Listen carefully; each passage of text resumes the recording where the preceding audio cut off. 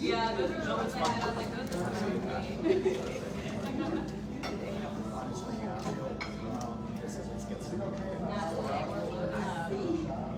those ideas and stuff like that. Yeah. I can't stop thinking. Exactly.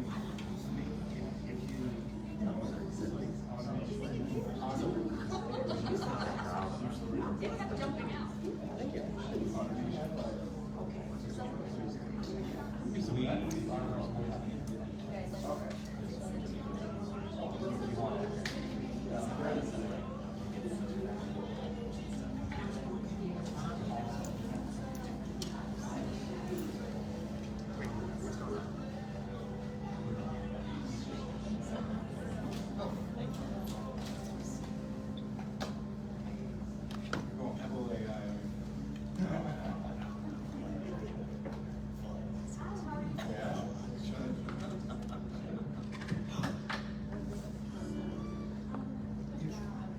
Alright folks, we'll do another minute, 30 seconds or so. If you want to start by the seat, relax and chilling.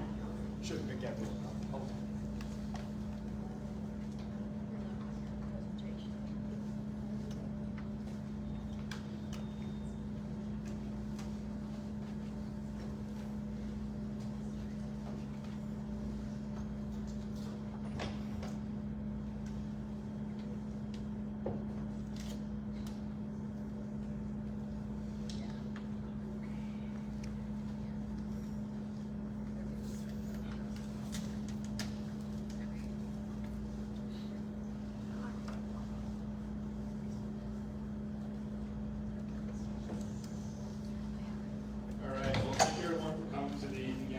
Housing Forum. My name is Zach. I'm the education officer for Bloomington Revivalists. I'm also on the board for the Bloomington-Normal team. So, glad you're all here. I've been kind of not lifelong, I've been for about 10 years now, 12 years now. A long-time activist in the community. Always kind of cared about housing urban design. Even when I didn't understand a whole lot conceptually, right, something I always kind of cared about and had an interest in.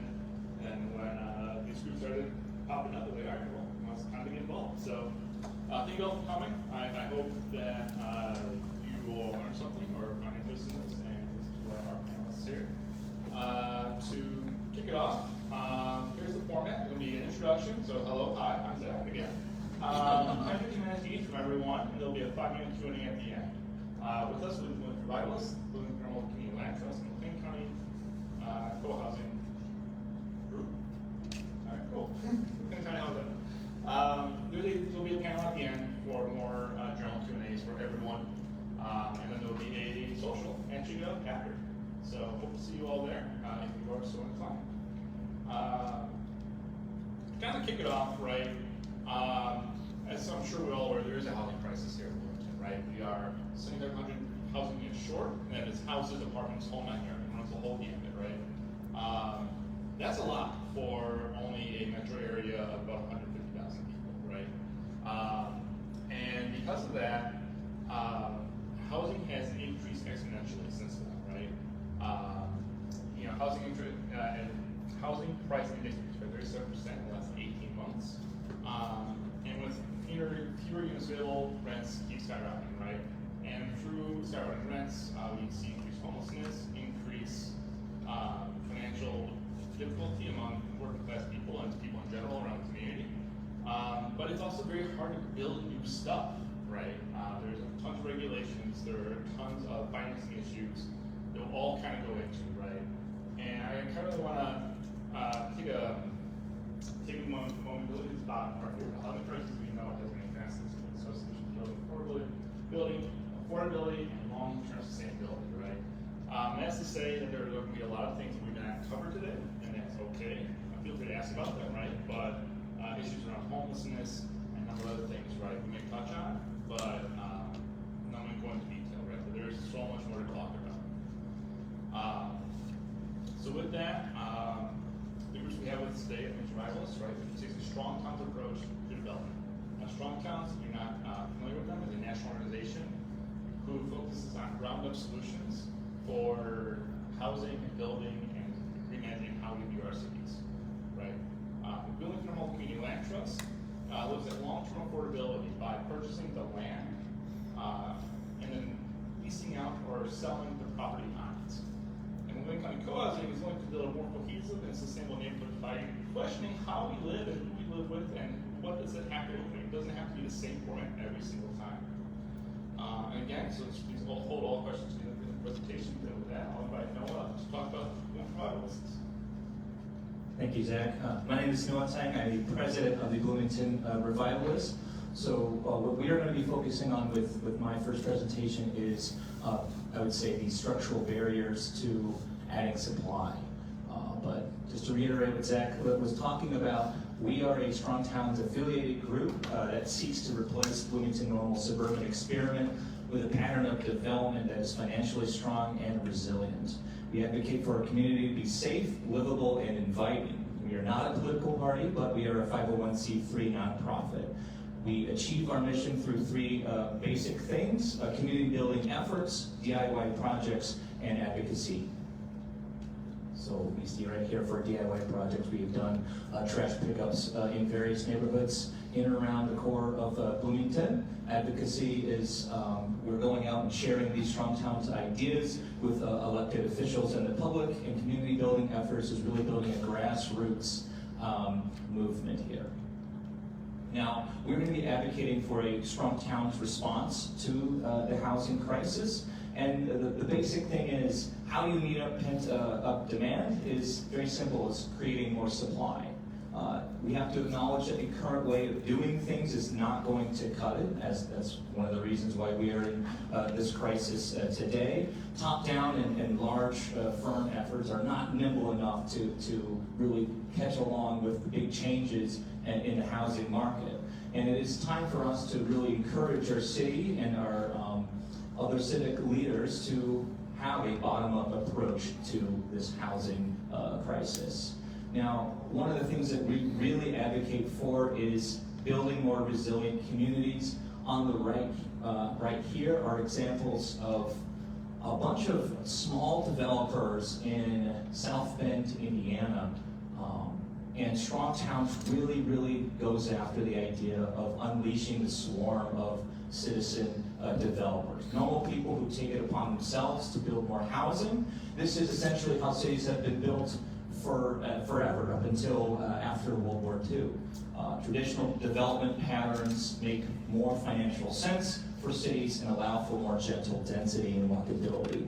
Each and every single one of these housing developments here is a lot more attainable than, let's say, a 150 or 300 unit complex. But if you have a lot of people doing this type of stuff throughout the city, the numbers are very comparable. So one of the things we're talking about resiliency is also talking about financial solvency. The traditional neighborhood pattern of development, so all the core neighborhoods right here, is actually drains less on the taxpayer than the suburban outfit. If you take a look at the length of sewer lines, the length of streets actually needed to connect all these post-war developments, it's actually costs a lot more money to maintain than the traditional, more compact designs. And this is what we are advocating for at Strong Towns, is going back to this type of development.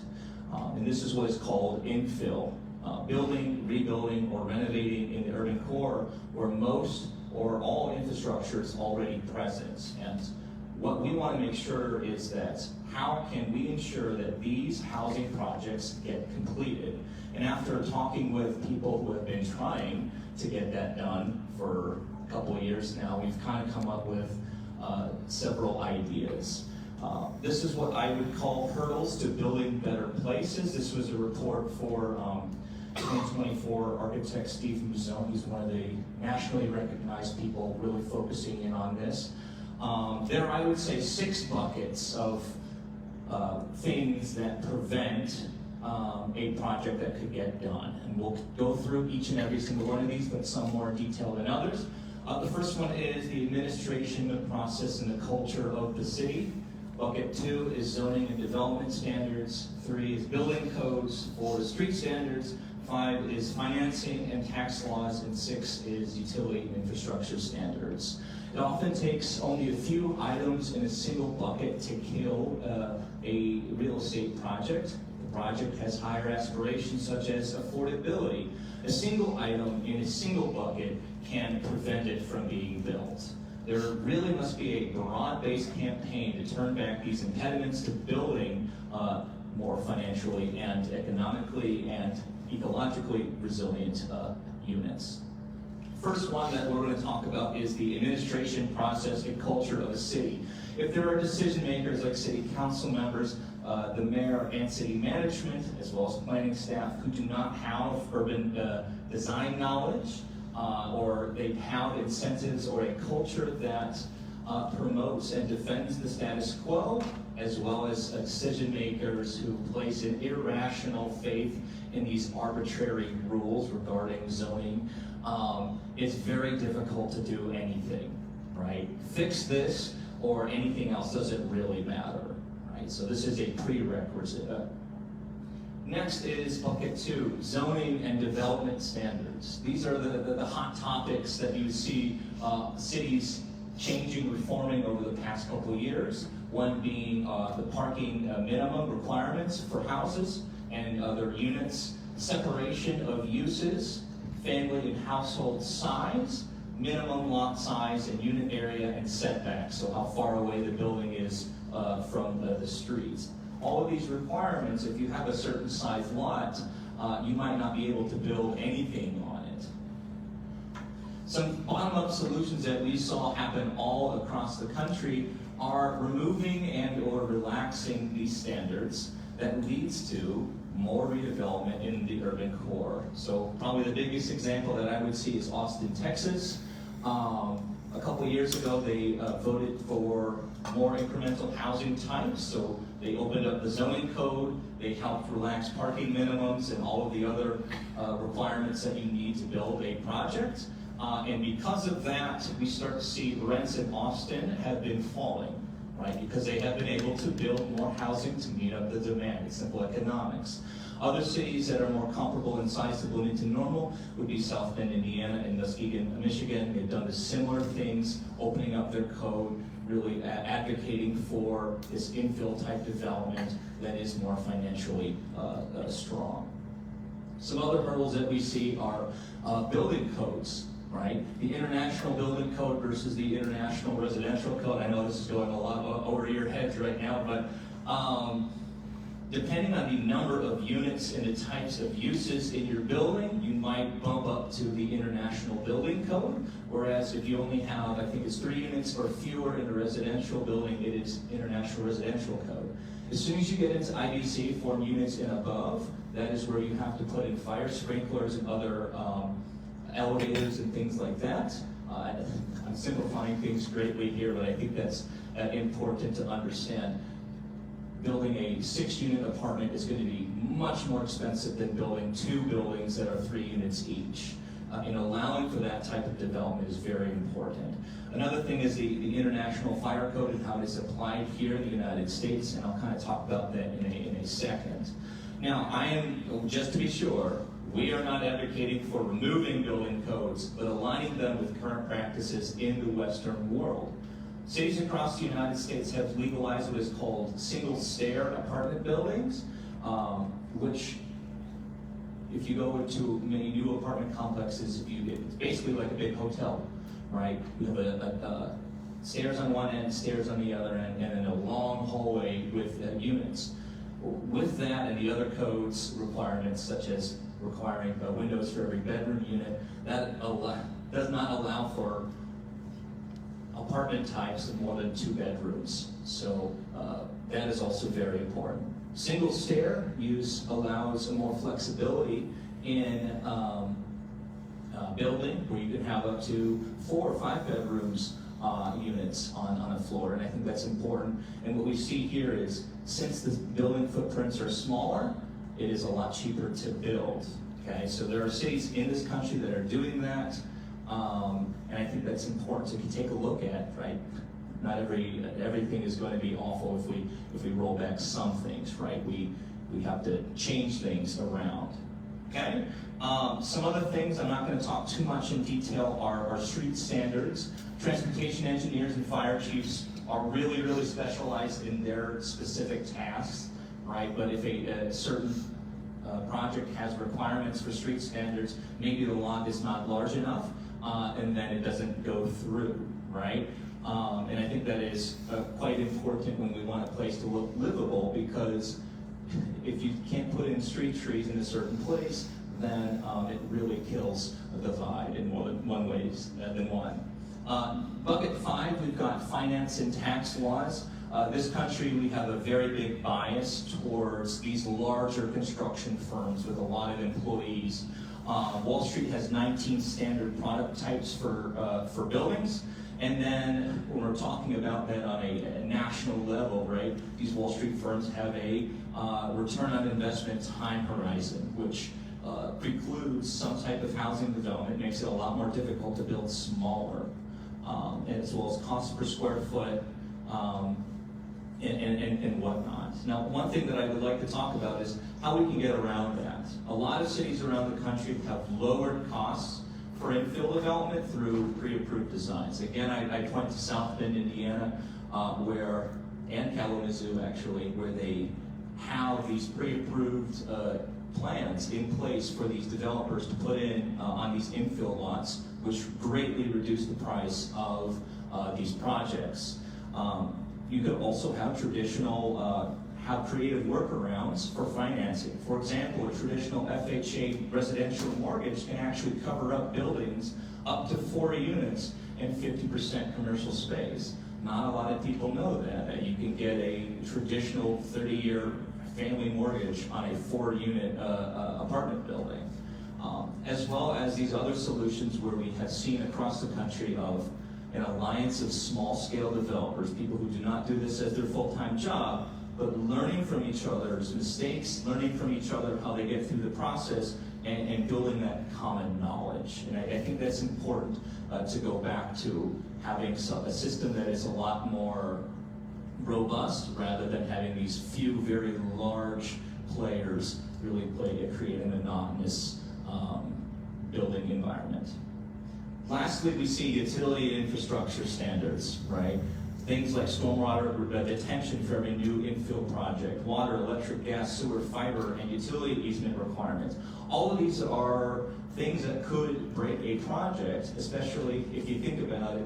A lot of these infill lots are built on infrastructure that already exists. There used to be buildings there that have already been served. If you require, let's for example, in the city of Bloomington, 100% of the stormwater to be contained on site, that adds a lot of money to the project, and I know for a fact it has killed several infill development projects in town. So things like that are very important to take a look at. Now, one thing that I want to talk about as well is the housing prices overall, as well as the unhoused prices, right? When we have a total lack of supply, you start to see rises in rates of unhoused people. So some cities across the country, as they're building new units with these relaxing up the zoning codes, they're also focusing on adding dignified units that are for the housing insecure or the unhoused. This fits into the Strong Towns model of many different units being built by many different people, and it's a lot easier to do than, let's say, a massive apartment complex. So that is important when we're talking about this housing price. There's many different factors for it. So as I finish up right here, I want to say that join us, the Bloomington Revivalists, in our Strong Towns response at the local level, showing up at city council meetings, meeting with city staff.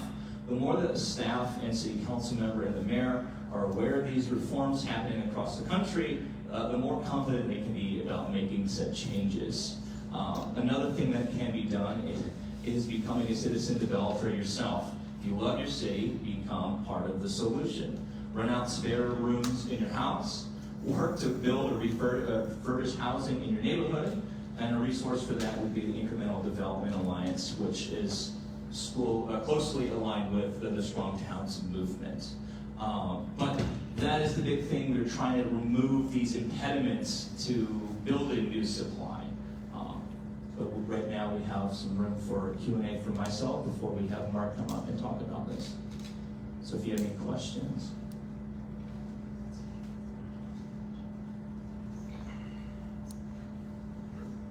I think somebody back there was first. I can just say it. Just a general question of if rent prices as well as housing prices are going down as a result of this infill, how is that going to affect property taxes as well as the city budgets? That is a very good question, and I want to make sure that we understand. I don't claim to be a 100% expert on literally everything, Aza. But I think it's important. When we have more, you're going to have, let's say there's a bunch of lots that are just vacant right now, that are not providing any property taxes to the city, right? When you start to build new houses on there, right, you do get more tax money coming in rather than having them completely blank and empty. So I think that is an important thing. Yep. My question is simple. So you said join you. How would someone join your organization? Yeah, good question. Thank you, Georgine. We have a QR code up by the front of the door. We have a membership as well. And I think this is very important because this is a grassroots organization. We really work together to try to get things through and talk to a lot of people before they get done. Okay.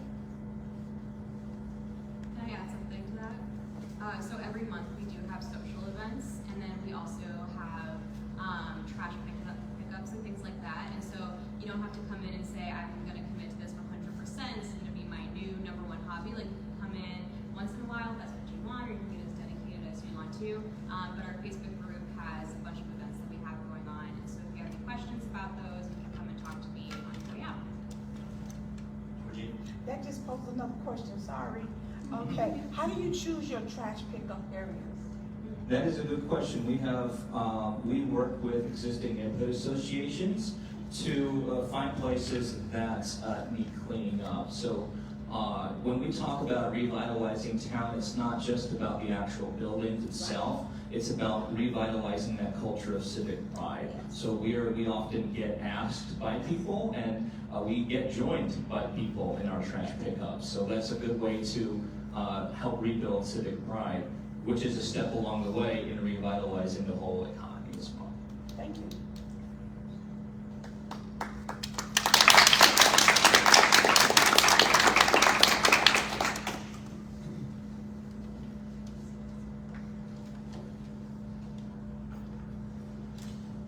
Hello everyone, if you don't know me, my name is Mark Adams. My pronouns are he, him, his. I'm going to be speaking a little bit about the Bloomington-Normal Community Land Trust. If you haven't heard of us, please look us up on Facebook and Instagram.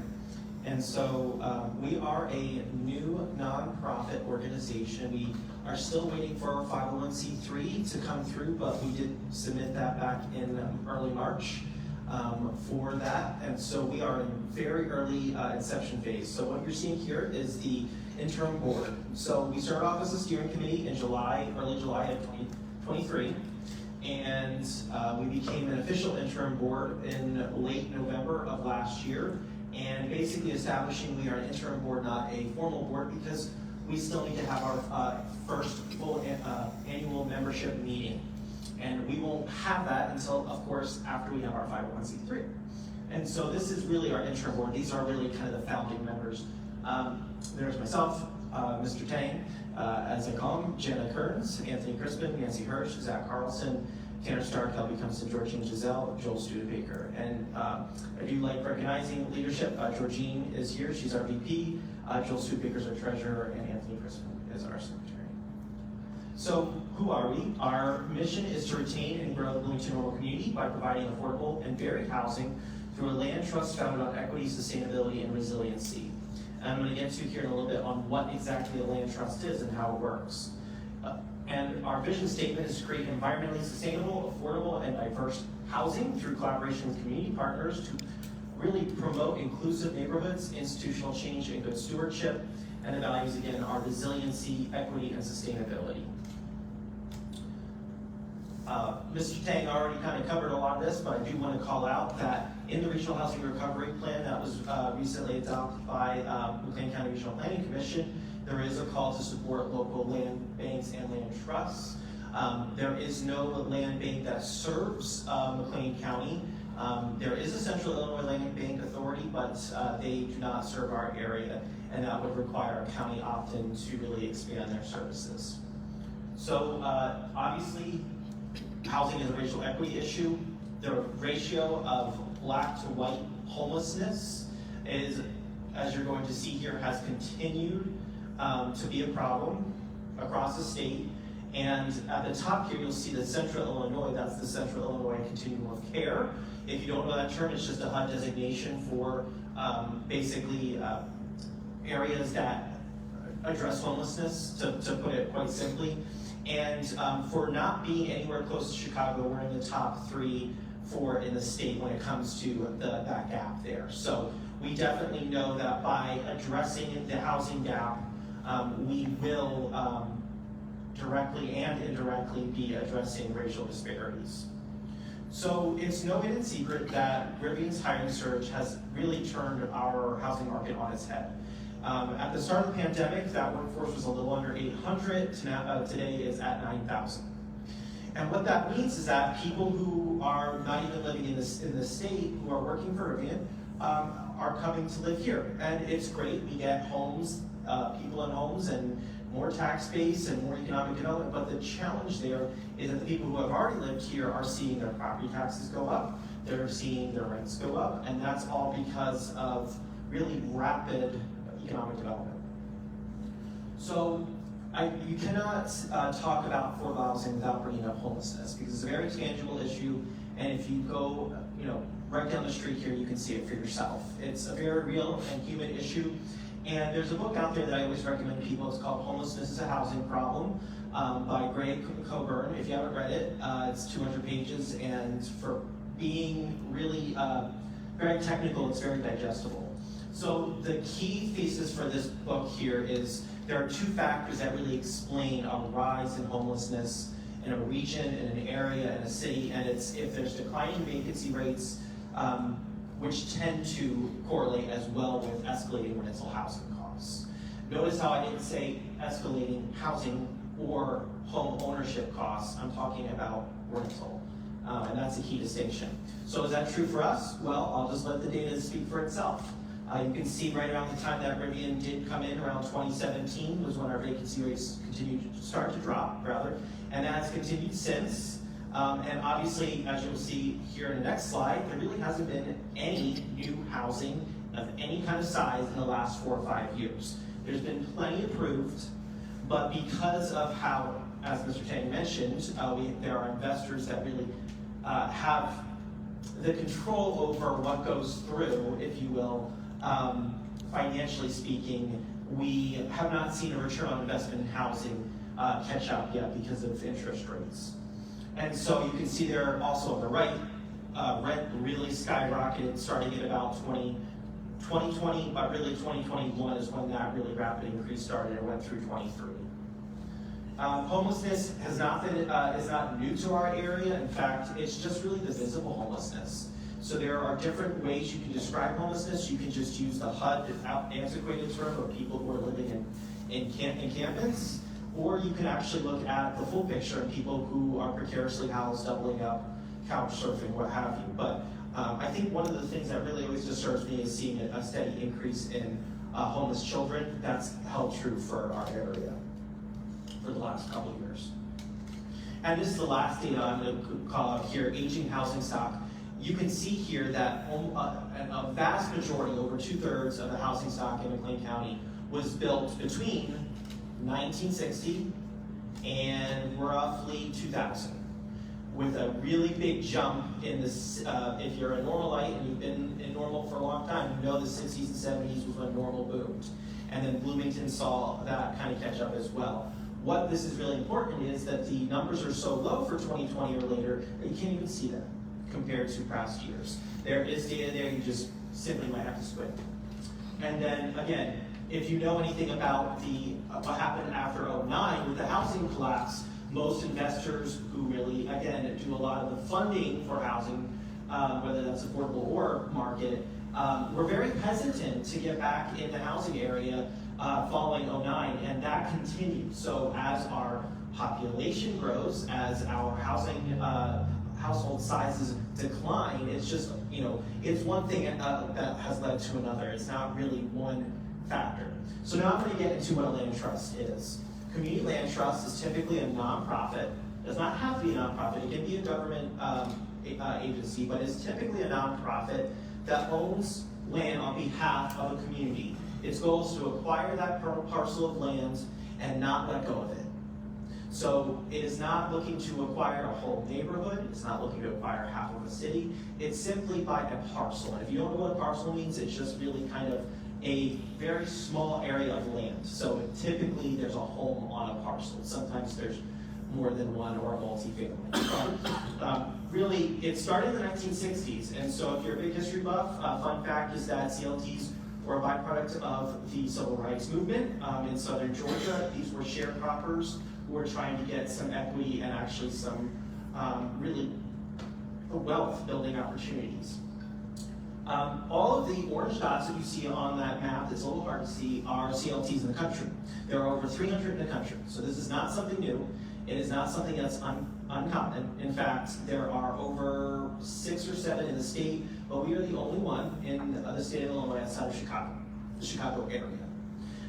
And so there's one in St. Louis, there's plenty in Iowa, there's plenty in New York, you can see. So I firmly believe if Iowa can have some, we can have some. So yeah, again, holding that land in perpetuity, as you know, it's really removing it from the speculative market, meaning we're not looking to capitalize long-term on that land, whatever is on that land, whether it's an apartment or a single-family home. The CLT will decide then what that parcel will be used for. 9 out of 10 times, it's going to be used to construct some sort of housing, and that housing, if it's a single-family home, as Mr. Noatang mentioned, is going to be sold, right, to a prospective homeowner that is income qualified, and they're not going to have to own the land. And I'm going to get to why that's huge here in a second. But it's a 99-year ground lease, and there are also, there's plenty of examples of cooperatives being really closely tied to community land trusts. So if you are a numbers person and you're curious how this works, and I think this really actually really nicely summarizes how a land trust works. Say in the beginning, the land trust has identified a single family home and it needs some work, but it's sold for what would be on market rate for roughly 120K. That's up there. So for 120,000 is the market rate, it might be sold, but the after the land trust acquires that home, it's not going to actually sell it for 120. It's going to sell it for about 90K, and that's because, as I mentioned earlier, the land trust owns the land; they do not own the home. And so what happens is the homeowner just is buying that home. And what happens is the purchase price subsequently comes down by anywhere between 20 to even 40%. And so your mortgage payments for that home are substantially lower. The homeowner still decides what happens to the home. They still get to paint what they want to paint, they landscape how they want. It just simply means that they can't flip that home. And if you're not familiar with what flipping means, it means you're acquiring a home, constructing it, or not constructing it, rehabbing it, getting it back online, and you're trying to make a maximum profit as possible. And what's key here is that when that homeowner, that first homeowner, is ready to move on, or whatever the case is, they're going to sell it, but they're going to have a cap on the sale because they're not flipping it. So you'll see here that 25% appreciation allowed buyer is basically kind of a good number on what that cap is. So they bought it for 90, they're going to get every dime that they put into that house, and they're also going to get a bit of a profit. And that profit is the difference there, about $17,000 if they were to pay off the mortgage outright. And again, this is just an example, of course.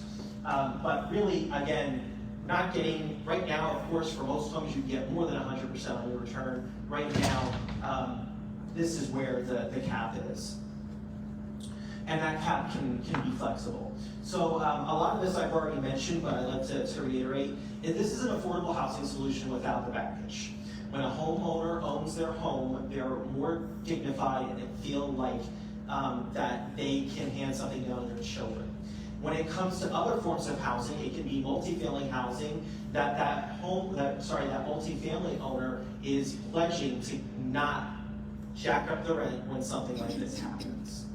It's not free if it's for home buyer education. Sorry, if it's for a home buyer, the CLT is going to require home buyer's education. It's not going to be have a nice day, here are your keys, call us if you need us. No. We also know that foreclosure rates are substantially lower for CLTs just simply because the mortgage payments are lower, among many other reasons. Advantages, we have a clean slate. We know there's a lot of acceptance. There's plenty of plenty of examples out there. And as my colleague mentioned, I do believe that true progress is made up from the bottom up, not the top down.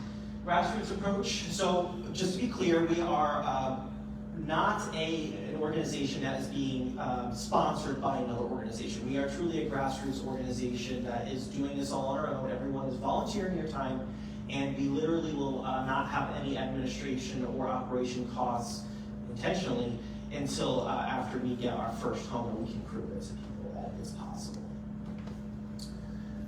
And you've got to get a sense here, the people that the CLT will serve is really that 80% area median income.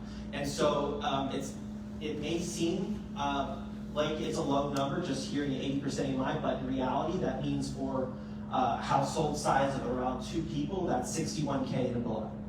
And so, again, trying to keep people who have lived here and stay here.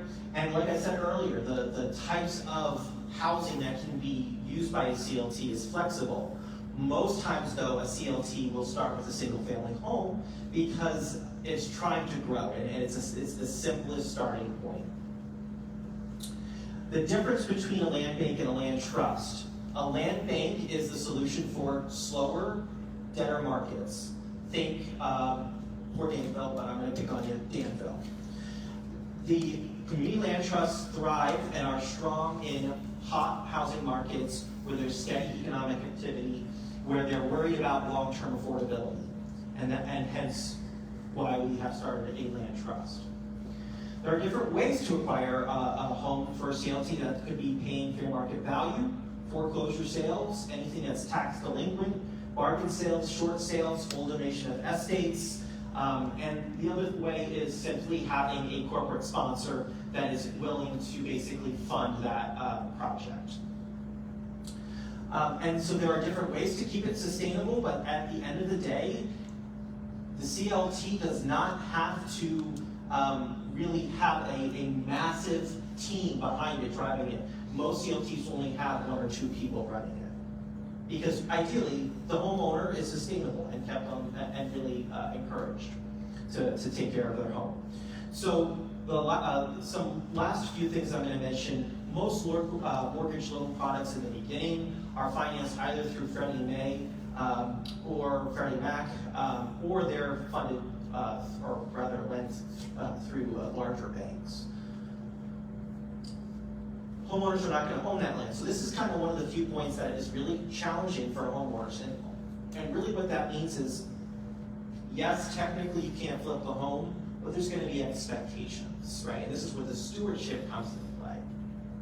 Stewardship is simply that responsibility that you take care of what is yours. And that means the home, the outside, and the inside. And that really kind of leads me off to my last point. And that is something that we're really excited about. It's really what I think segues really nicely with the Revivalists is our Bloomington-Normal Community Land Trust. We have a CHIP, and that is stands for the Community Home Improvement Project Squad. And what the Community Home Improvement Project Squad is, this is basically going to be a subsection under our land trust that will have a volunteer squad, similar to if you've ever done work with Habitat for Humanity. We're going to have a volunteer squad that will go to first the CLT homes to make sure that the homeowner has free labor. Because again, removing the barriers as much as possible. Most land trusts don't do this. We're trying to be a little bit more innovative and think outside the box. And then from there, we are also going to open up that opportunity, depending on resources and capacity, to elderly and disabled homeowners in Bloomington-Normal. And so we want to make sure that, again, we know that that is a need. There is no nonprofit right now that is acquiring single-family homes and keeping them affordable. And so I'm really excited to present this to you all, and I'm going to open up to questions. Go, Jenna. When on a previous slide you had mentioned CLT is without the baggage of Section 8. Did you mean without all of the requirements that HUD asks Yes. of voucher holders? Yeah, and quite honestly, also there's the stigma behind it, and it's very real, and it's not worth ignoring, and it's not worth just skimming over. There's a significant stigma publicly about what affordable housing looks like, and most people think of Section 8 and the failures of Hope 6 and etc. So it is supposed to be something that is a little bit more tangible and also can lead. It's a pathway to homeownership. It's a pathway to wealth building, and it's something that is much of this.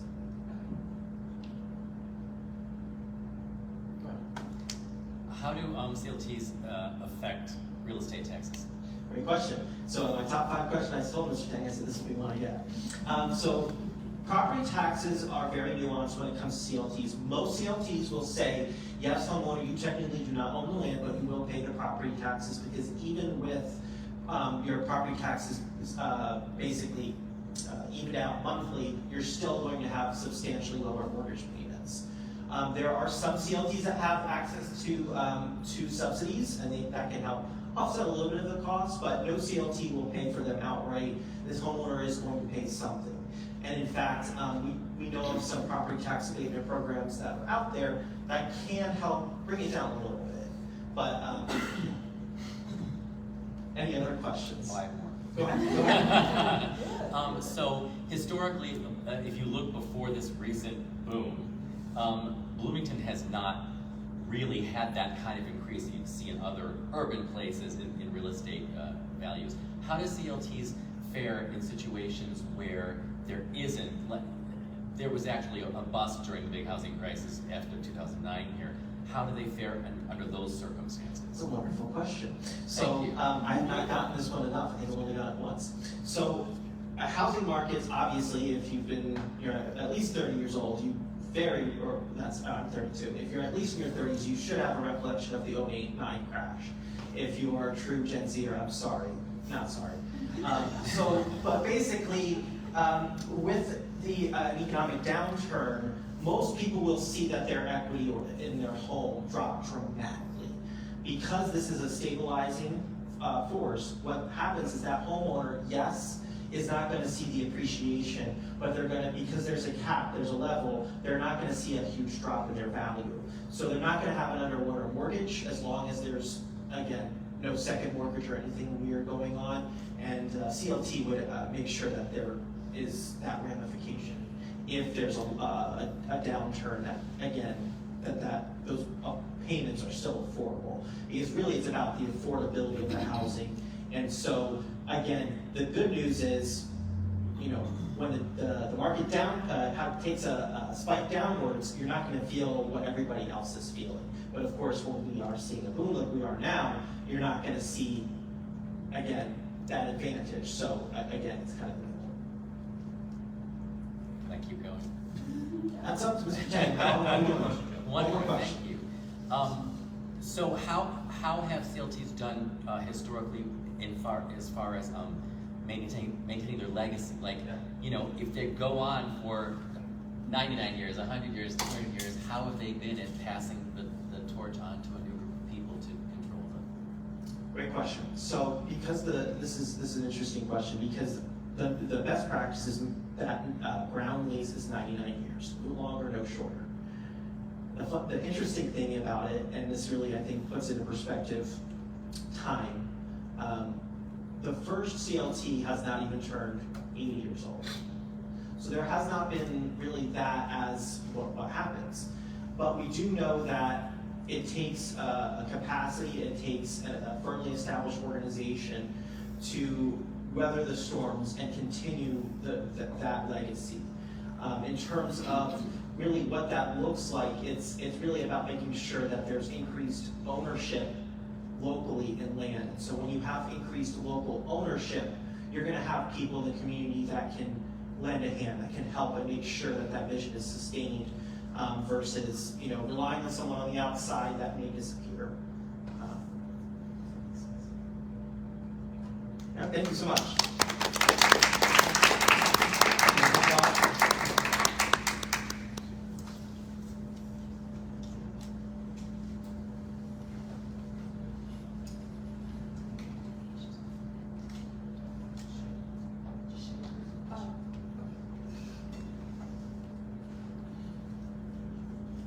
Hello, everyone.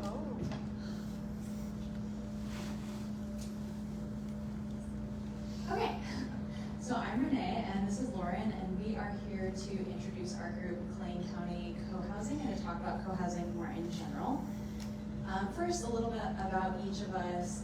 I moved here in 2016 from Northern Illinois to attend grad school at ISU, and I had originally planned to move here, get my degree, and then go back home, but I realized in the couple of years that I lived here that I loved Bloomington-Normal much more than any other place that I'd ever lived. I always tell people it's the first place that I've ever lived that I loved. So I stayed and made friends and bought a house on the west side in 2020. Hi, and I'm Lauren. I also moved here in 2016. My spouse and I moved here for work opportunities. We are both trained educators. After staying here for a while, we realized we really loved the city and this community and wanted to make it our permanent home. I'm here today because housing is a very important part of making our city better, and I want to be a part of improving our city for everybody. So we're going to talk to you specifically about co-housing. So what co-housing is it's a way to balance both living in community and having your own personal privacy. So every co-housing community is going to look a little different because they're going to be built by the people who live there rather than a developer coming in and deciding how the homes are going to be built. So every co-housing might look a little different, but they're going to have some things in common. They will often have a common house that is shared by everybody living in the community, and that common house might have a laundry room, might have a large kitchen, dining area, so that the community can have shared meals together. Some of them might have office spaces, rec rooms, places for children. Often they will have shared gardens, an outdoor space, and even a tool library. So if you look at the infographic, that's an arrangement of kind of a typical co-housing community. So you see the large common house right there in the center, and then surrounded by smaller homes, maybe apartment areas.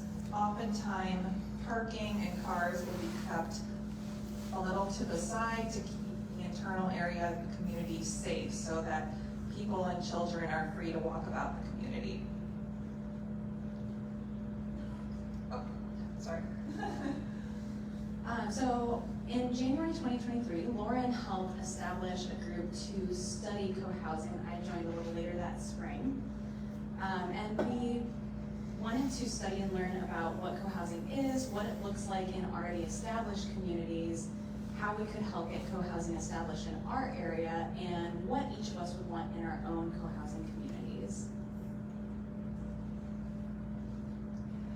So building something like co-housing is a grand endeavor, but it has been done in cities very similar to ours, and we believe that it can be done here. So the Co-Housing Association has a more detailed step-by-step process of how to get co-housing communities built, but here's a very simplified general process. So the first thing you want to do is find your people, find committed people that are interested in living in community. Those people would form an organization, and then the people would find the land, the people would finance the project, build the development, and move in and govern. So what all these steps have in common is that they are gone through by the people that live there rather than an outside developer. Okay, so in order to find committed people and get something like this off the ground, people need to know what co-housing can look like at the end of the process. So we're gonna bring it to life a little bit. So you'll see on the screen, there's a QR code that you can scan, or if you don't want to do the QR code, you can go to menti.com, MENTI, and enter 77, 71, 67, and 9, and there's 3 responses that you can enter of what is a daily or weekly chore or chores that you hate, but you have to do anyways. So we're gonna switch windows here, but the numbers in the QR code will be available on the next screen. So if you haven't joined already, please feel free to keep joining as we switch over.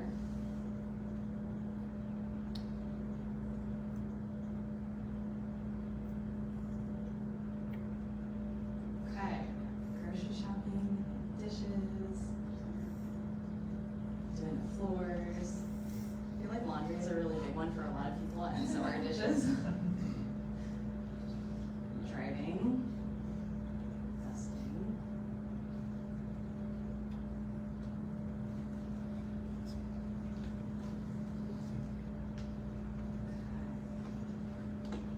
Like that's the response already, so I'm gonna turn it back over to Mom. So you can keep adding things, and I'll switch back after I talk for a little bit. But it looks like the main things are dishes, laundry, mowing the lawn. Okay. Perfect. There we go. So before we get into more of what co-housing can do for us, we wanted to talk about what the average day in maybe a single family household would look like. So most of us here probably are living in a single family household because that's the majority of housing that we have in Bloomington-Normal.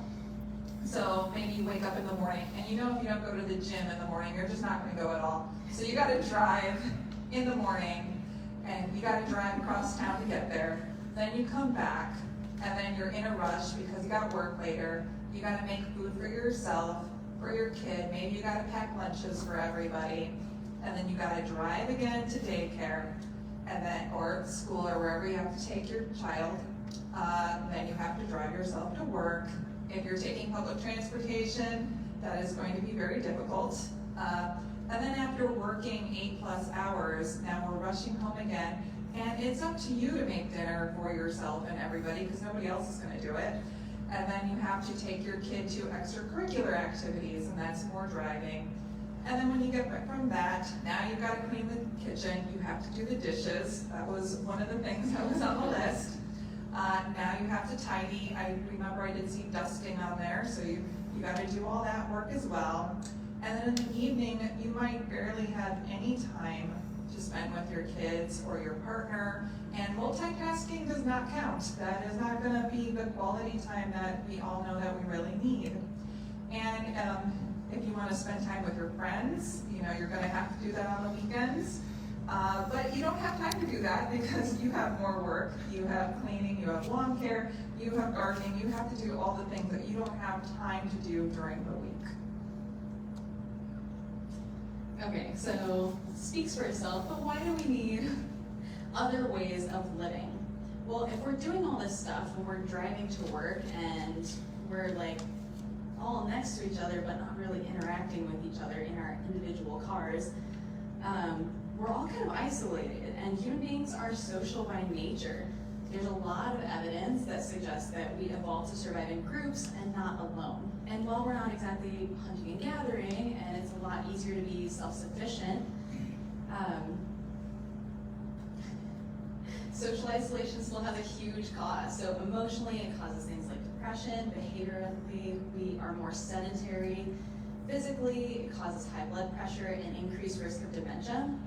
And you'll notice the word loneliness here, which is defined as the feeling or perception of being isolated from other people. And when you dig into this research, you'll find that that feeling is just as important as being actually isolated. So if we're surrounded by people in our cars, but we're not connecting, it causes problems.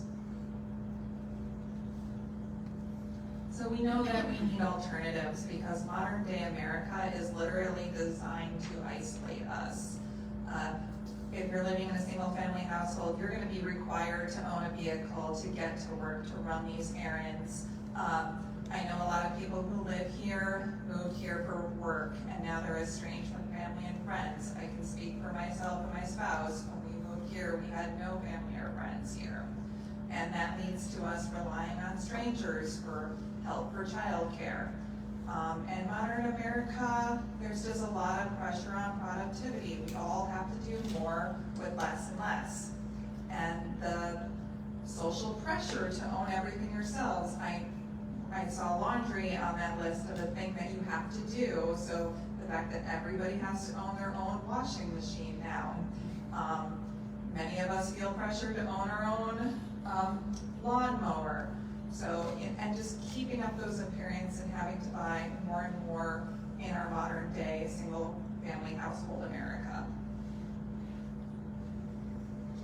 So obviously this ends up being very harmful to the planet. Our towns and cities were built with cars in mind and not really for biking or walking. So it's hard to do those things safely to get to work, to go to school, to run errands.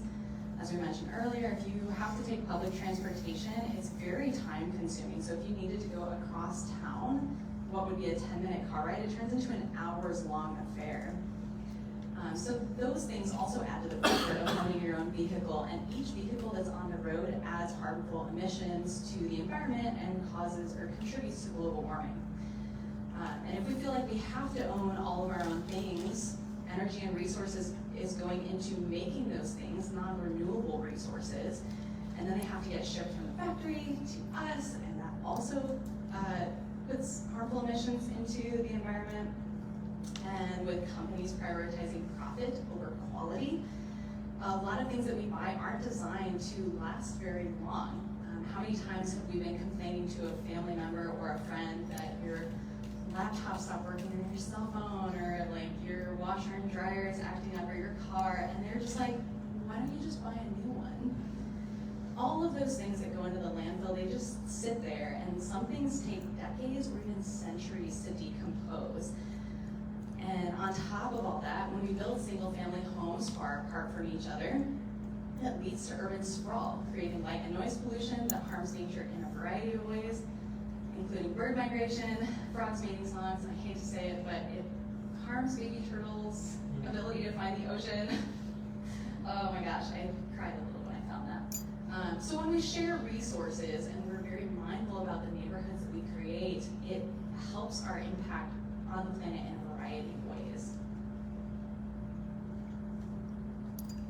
So a few things when we think of living in community. We want to bust a few myths. So co-housing is not going to be based around a specific religious or political ideology. Co-housing is not inherently minimalist. Co-housing is not all living in the same house together. And co-housing would not require shared income. So just to give you an idea of where co-housing is now, this is a map of the co-housing communities that are registered with IC.org.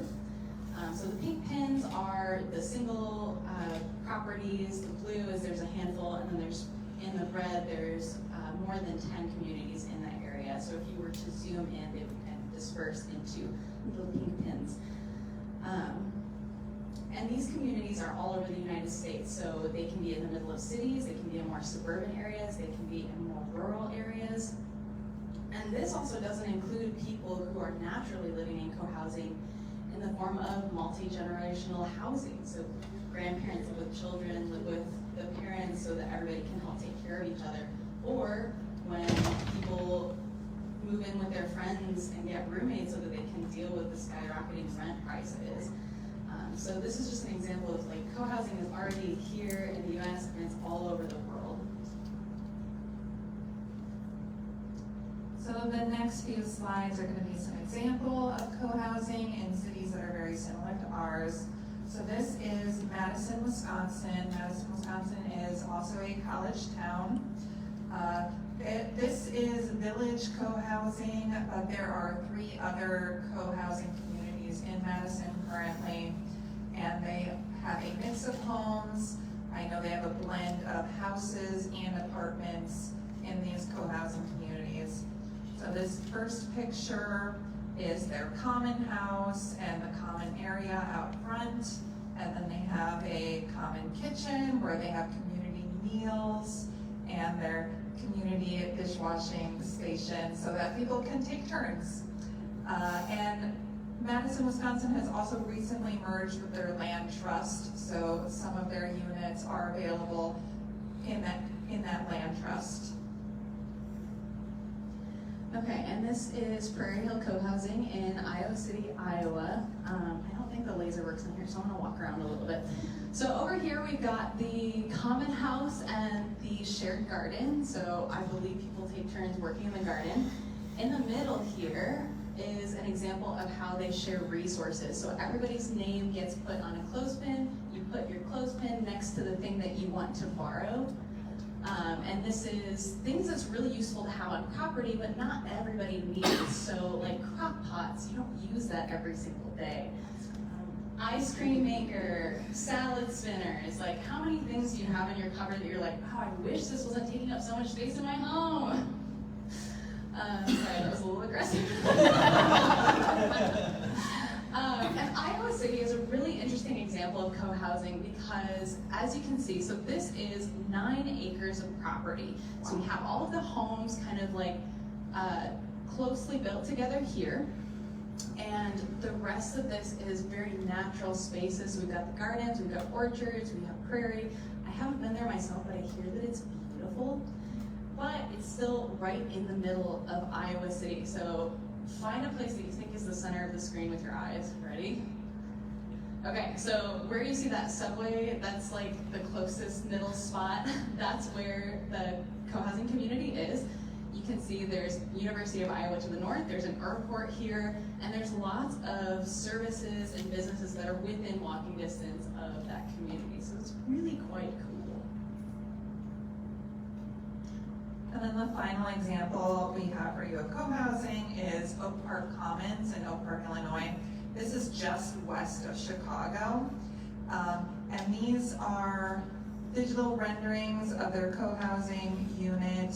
They are set to move in, I believe, next year. They have 60% of their units sold. But this is going to be a more urban design, so these are apartment units. And then if you see the pictures on the right of the screen, that is on the rooftop. So they have their common house on the top floor, and then it turns into the rooftop where they have their community garden. And they are right on the blue line, and the blue line takes you directly into the city center of Chicago. So they're very close to grocery stores and all their amenities, right kind of there in the middle of Oak Park. And this is an example of what co-housing can look like here. So over here on the right, this rendering was created, thankfully, by Noah. Yeah. So this is based on a lot that's between Washington and Front Streets, just a couple blocks east of Epiphany Farms, Corbros, and the Castle. So this shows how much you can do with just an acre. Technically, this is 0.99 acres. There are single-family homes and apartments that's on here, so a variety of housing. There's a greenhouse at the bottom and solar panels, and there's enough space in the middle for there to be like a shared community garden or playground. In the back, that's the common house, and this is a different angle of the common house. Being so close to such busy streets, I mean, it could be easy access to public transportation. It's within walking distance of downtown, Green-Top Grocery, AP Hatchery, and it would be easy to create this neighborhood with ADA accessibility in mind, which is also important. Now this lot isn't for sale anymore, but if we do a 180 with Google Maps and look across the street, there is a 0.94 acre lot for sale. And this isn't necessarily what we are planning to do in our group. It's just that this rendering is really what got our group super excited and be like, oh, we can do this here.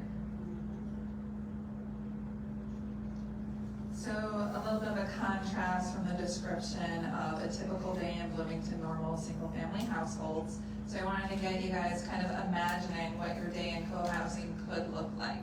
So you could wake up in the morning and instead of driving across town to go to the gym, you walk to the gym in your common house. And then also, when you're done working out in the common house, there's coffee already made in the community kitchen and maybe some fresh baked bread one of your neighbors had made earlier. And hopefully you have a little bit more time to feed yourself and your child. If you have neighbors and their children go to the same elementary school as your kid, you can carpool. So you have that community built-in support in co-housing. Maybe your co-housing has a common home office space. Many co-housing communities have that. So instead of driving to work, you go to your co-housing common house office. And then after work, you have a little bit more quality time with your children, with your partner, because you're going to community dinner, and it's somebody's turn this month to make community dinner for everybody in the common house. So now you have that time to socialize. You have that adult time also to socialize because you're sharing the work. And then this weekend you can relax outside on your porch and you can wave to your neighbor who's mowing the lawn because it's their turn this month to mow the lawn with the shared lawnmower from the tool library. So because you're living in community, you have the ability to share this work and to live closer with people that you know and trust. Okay, so we are gonna bring it back to you, what you would want. So even if you're not convinced that co-housing is necessarily for you, let's pretend that you get to design your own home and your own neighborhood from scratch. What would you want to be included in that? Again, we're gonna switch over. This is the same QR code and the same code, and we're gonna switch over the slides. So if it hasn't switched yet, it's the same thing. Hang in there. We're getting there.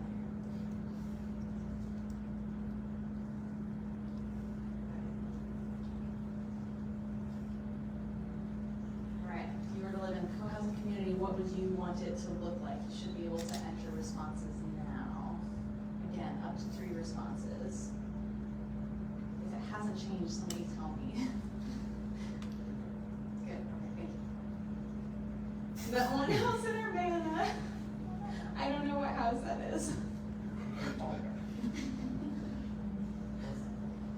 Shared garden, common kitchen, it's very nice. So seeing some of the beautiful, huge industrial kitchens, like as someone who likes to cook, like, oh my gosh, I love visiting intentional communities for that reason. For condos, green space, of course. Option for privacy, yes. Most co-housing has some sort of option for privacy, because you're not living with people, you still get to like close your apartment door or close your front door. And if you need alone time, you can get that. It's just that it's much easier to connect with people if you do need to or want to have that social connection. Childcare, Wi-Fi, yeah, if the whole community had Wi-Fi, that'd be dope. Cheaper. Yeah, it would be a lot cheaper. Awesome. Okay.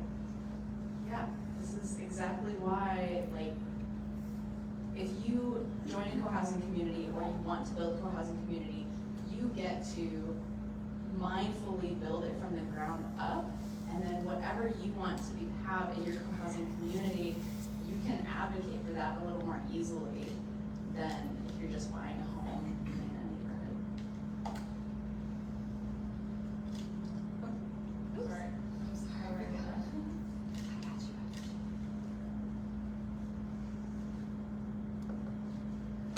So a little bit about our group. We've been meeting since February of 2023, and our group is dedicated to bringing co-housing into Bloomington-Normal, but we also realize that before we get co-housing, we we want to live in co-housing before we can live in co-housing. So some of the things that our group really values is the long-term care for children and elderly with extended chosen family. We also value shared joy in chores like gardening and cooking, and having a safe and secure place to live in a changing America. So some of the ways our group is doing that is meeting monthly for shared meals, we take turns, and we look out for each other's needs.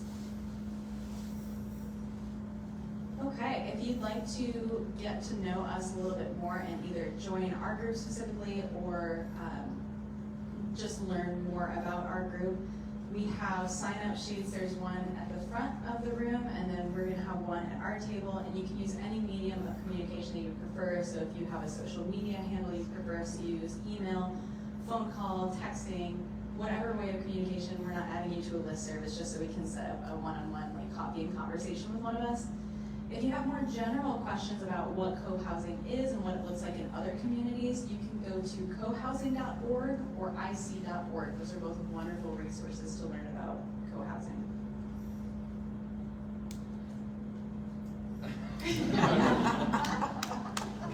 Love it. Thank you. Oh, the books.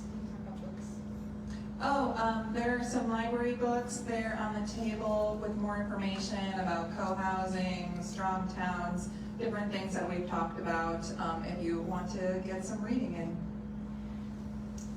I do have a question. Over in Rantoul, on the former air base there is a special community that they built. Is that the same kind of thing as what co-housing, or is that more intergenerational? I don't remember the name of it. It may be something to do with old. And I think there is an element of grandparents or older folks helping with younger kids from others who live there. But that, if that is the same concept, it's been a while since I read about it, but that might be another thing to help as an example when you do other presentations. Which, by the way, thank you. This has been excellent all the way around. Yeah, we'll have to look into it. We don't know about that one. Okay. Any other questions? I just want to say in response to what you said, that my vision of co-housing is intergenerational. Should be. Yes. It should be.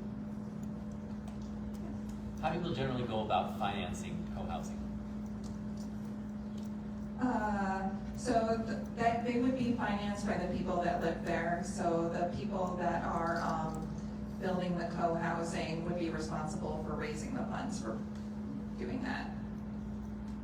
And also because there's so much diversity in co-housing of like where it's at, what it looks like, sometimes it looks different in different places. So in Madison, they started with like one wealthy person that owned everything, and then people bought from them. So there's a few different ways to do the financing. There's no one right way to do it. And sometimes developers will finance the project if you have a relationship with them and work with them as well.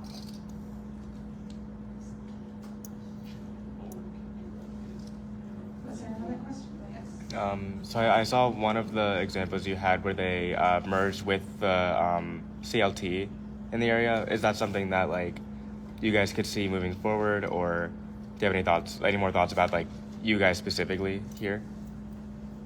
I think it would be great. Yeah. Yeah, right? Yes.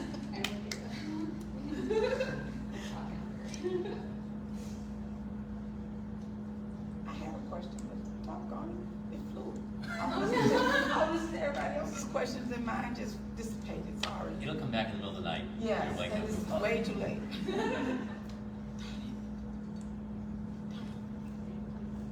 Well, we will be at Shake It Up. If you have any questions later that you want to ask one-on-one.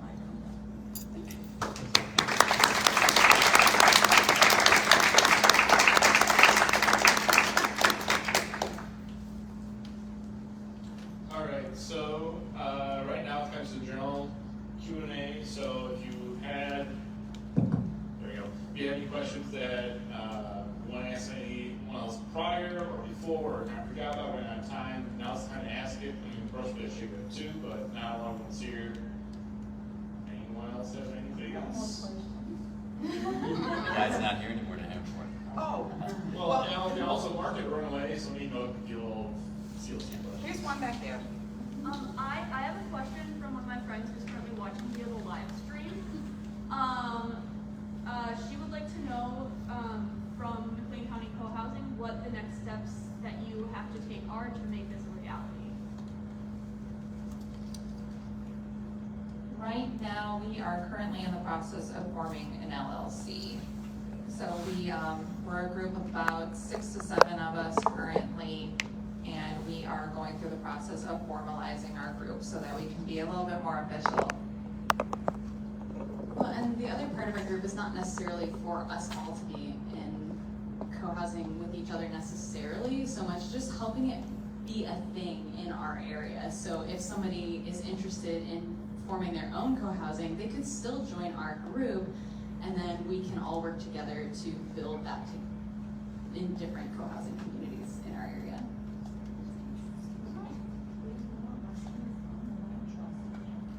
Yeah, no, I was really just trying to facilitate.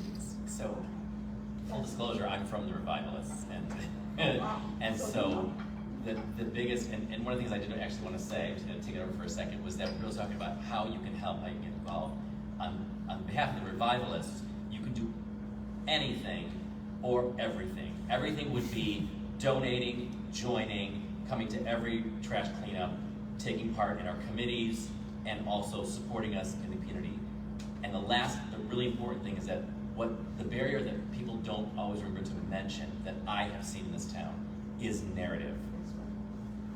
The narratives that we have to change. That's how we change all biases. And this town has narratives of you can't do this, you can't do that. I've never seen anything like it in my life, honestly, as I've seen in this town. And so what we need is if you hear things in any of our events like this that you like, just repeat it. Repeat it to everybody you meet, ad infinitum, until we change the tone and the tenor of the town to understand that we need all of these things to answer our problem, not just one of them. That's what I agree 100%. Well, thank you. We're on the same page. Alrighty, any other?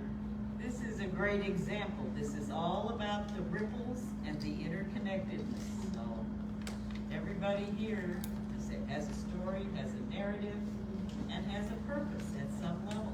So it's been great. I don't have a question, but if you give me a time to make a small announcement regarding the band meeting, if that's possible. We can do that after we're done. But we've got the quick questions for everyone here. Yeah, we'll go over them. So, Mr. Tang here drafted up some thoughtful questions as the teacher as he is. Good one.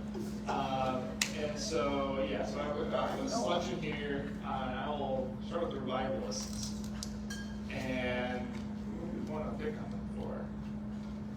How do you thread the needle between adding more housing and not from existing housing stock in markets or a flavor of a community?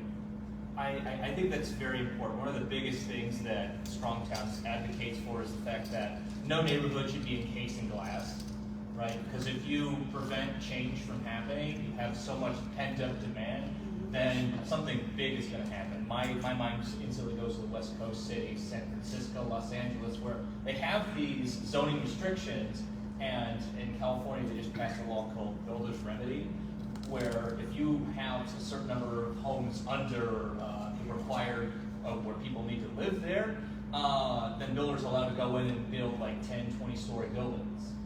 So I think the important thing is when we're talking about densification, adding more units, I'm not saying we're adding like apartment blocks.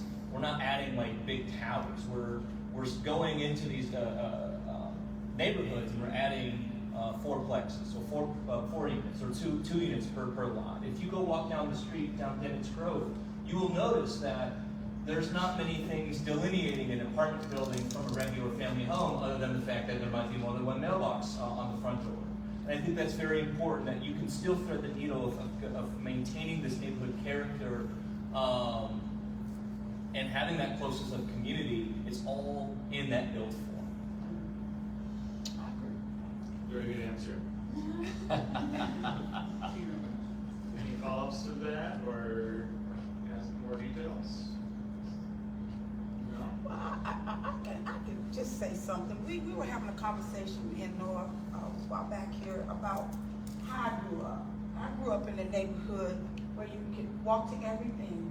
I didn't even know anything else existed. I'm gonna tell you the honest truth, because that was my neighborhood. I didn't have to go outside because everything was right there. I was a kid and we had everything. We had the Y, the Y had a pool, we had a grocery store, we had shoe repair shop, and laundromat for people who needed it. What else? We had pharmacy was very important, so we had that. And then we had elders that would babysit, so we didn't have to have a daycare.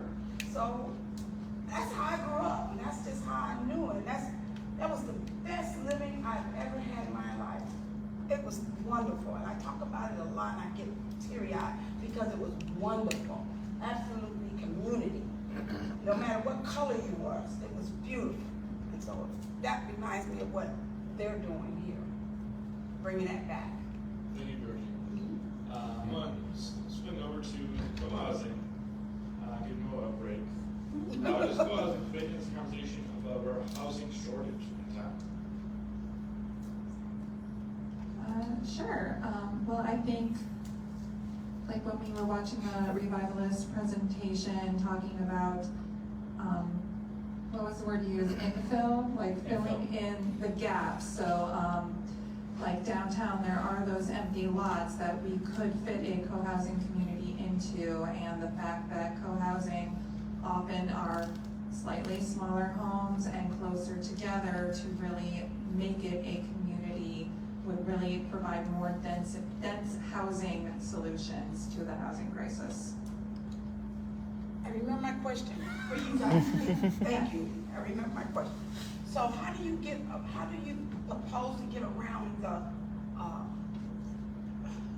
God, help me, Noah. Zoning. Yes, Zoning. Thank you. All the stuff that, everybody's running into the brick wall. I think the big one is you have to change zoning first before any of this can actually happen.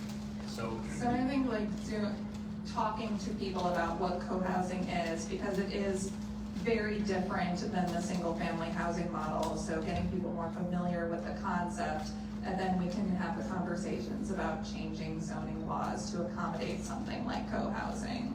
Okay, with that said, like the Revivalists and I know Land Trust, we both of those groups are talking to the city, different people in the city. Are you guys doing any of that yet?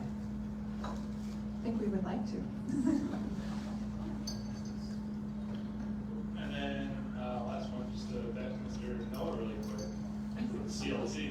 What are some sources of funding for it? yeah, I think the big thing for the CLT is the need for political will.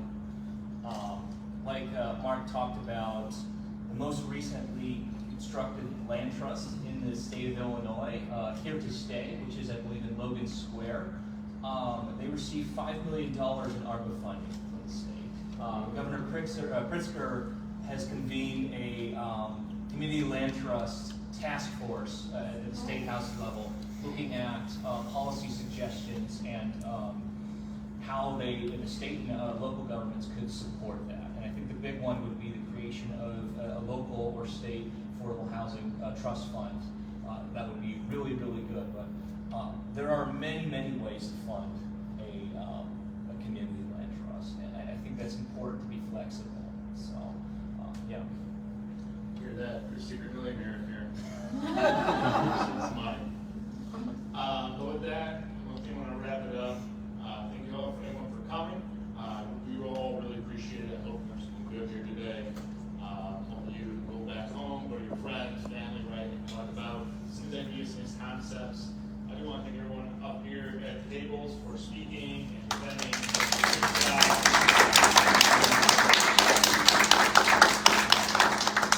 If you look at the screen really quick, there is